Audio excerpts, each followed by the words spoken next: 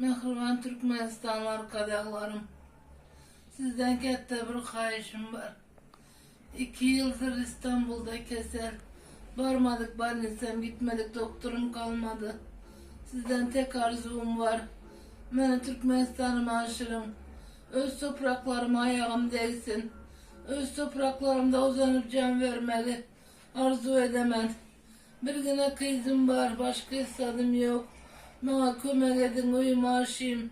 Topraklarımda ölmek nasip etsin bana. Çekmedik derdim, görmedik keserim kalmadı. Ben uyuma aşırım, kayış. Arkadaşlarım bana kömek edin. Artık benim gücüm kalmadı. Evime gidin, topraklarımda can verin.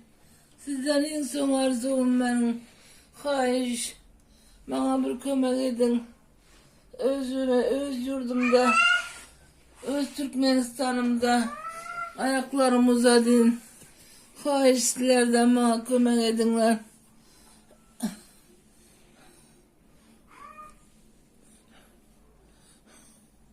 Gitmedik yerim kalmadı. Hiçbir doktoru kömek etmedi. Öz topraklarıma gidin. Fahiş bana kömek edinler. Öğüdüne maaşın. Öz yurdumda can verin. Fahiş.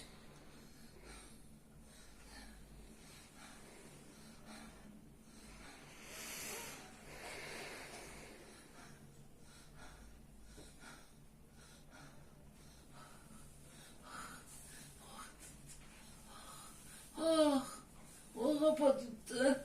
Ah,